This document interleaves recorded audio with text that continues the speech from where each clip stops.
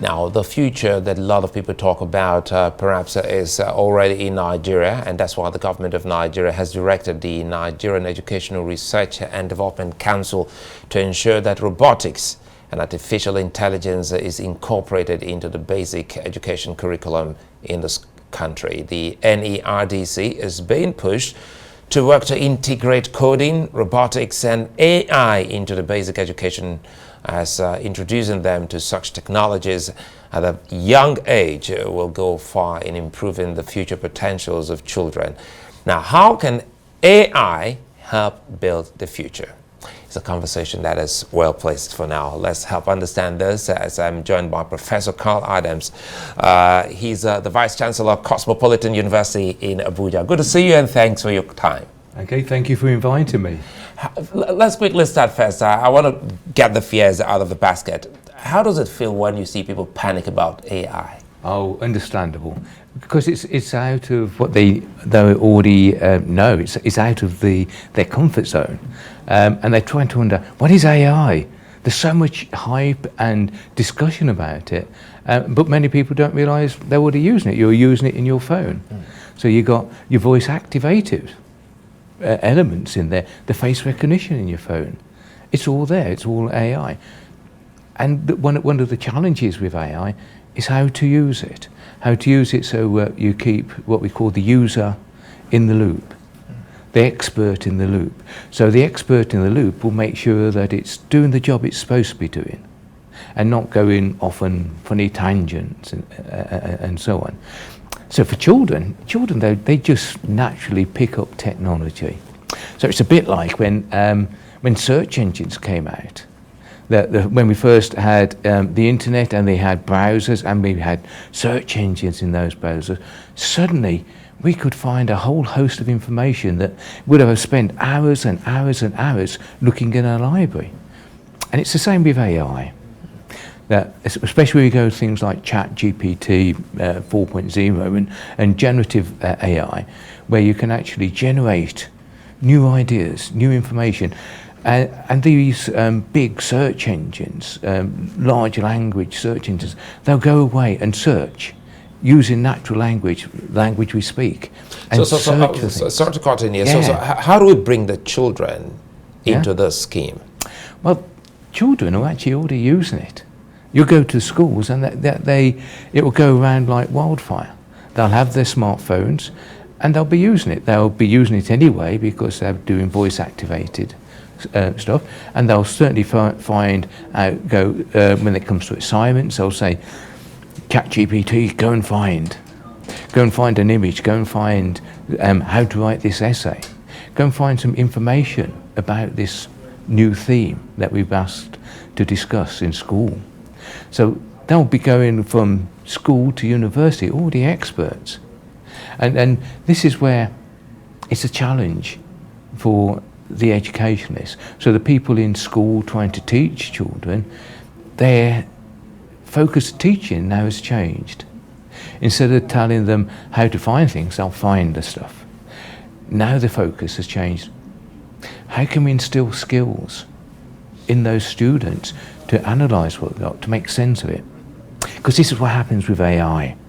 It will go around, use all the search engines that it's got and all the knowledge it's got to try and answer a question. But if it hasn't got enough data, it will make stuff up. So it'll give false answers, wrong answers, a mirage of answers.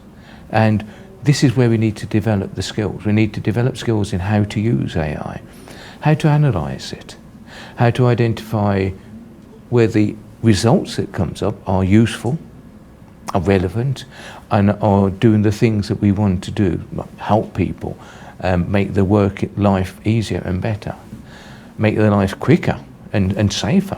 There's lots of areas where there's so much potential for AI. And the potential, I think, is really interesting when we look at the country level, because every country is at the same level. ChatGPT version 4.0, whichever the generative AI is you look at. So now let's bring it to Nigeria now. Yeah. If every country is on the same level, let's talk about Nigeria. It has a huge opportunity as the government is pushing towards, let's embrace AI, but responsibly, responsible AI. We have the opportunity there to technologically leapfrog all the other countries. So many of the European countries, America, China, Japan, they have multiple focuses on AI. With Nigeria, yes, you've got some key expertise in AI. In Nigeria, there's 5 universities just been awarded a big grant from the EU to develop master's courses in AI, specialist AI expertise, which industry really needs at the moment. So you have the potential there to play on a level playing field with the rest of the world, to technology leapfrog, to focus and develop those skills, analysis skills, whichever. So we can analyse the tools, the AI tools, to use them appropriately, to give the focus of where society really needs the extra help and support. We'll be able to do things quicker, cheaper, better, but we still have to control it. And this is where things like being able to suitably test AI, to be able to have an audit route. So we need to have explainable AI. So which data has been used to generate these and results? are you looking to put in all of that in a book? It could be soft copy, because being a researcher and a publisher, so what do you look to doing for young Nigerians and perhaps maybe middle-class Nigerians who are trying to also get into AI? We're collaborating, international collaboration, big international collaboration with American universities, UK universities, universities from Nigeria, universities from 1 or 2 other countries in Africa as well, and Japan. Right, and we're starting this process of looking at university level support. What currently is taking place, what is the preparation, what is the best practice. So again, this is putting Nigeria at the heart of developing best practice in embedding AI and the use of AI in the education environment, and then we can filter that down to students. And yes, we're developing books. We've got one book currently at the moment where we're having input as well from Nigerian researchers. You have some good researchers in Nigeria in AI. Great stuff. And one of the books there is How to Test AI, a very challenging area and angle to take, because testing AI, most of the testing previously has been on whether the algorithm works, whether it works quicker or better than others. But where there's a gap, and this is again where expertise from Nigerian focus in where we can test beyond the algorithm. So does it do things that we expect it to do? And if it does things outside of what we expect, are they the positive things? So the unintended consequences, both positive and negative. So where we can actually extend the positive unintended consequences and manage the risk of the unintended ones. So yes, certainly lots of books, and there's several books going out at the moment in AI and developing that. I'm involved with a couple of those. Let's close on this in a minute. What kind of support are you getting from the Nigerian government? We're in the Cosmopolitan University is a private university, and obviously we're not into the funding stream from that. But we are bringing in external funding and collaboration. We're also collaborating with national universities as well.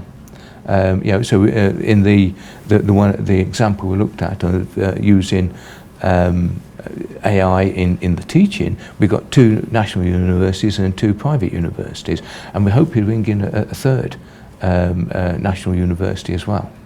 So we're actually covering north, south, east and west of Nigeria with the expertise, and it's all across Nigeria. It's not just in one area, it's all across I think that's a solid point. It shouldn't be in just one area, so that everyone can actually get on the web. Yeah, and it's collaboration. Absolutely. And this is where we need support from government to support the collaboration as much as we can, but also we're looking for external funding as well, from the UK, from internationally as well. Well, Professor Carl Adams, I hope we do this again then pretty much talk about the unfolding AI scenario here in the country. Many thanks for coming on Arise Prime Time. Well, that's it on this edition of Arise Prime Time. Do join me again tomorrow. From me and the entire team here in Abuja, it's goodbye and many thanks for watching.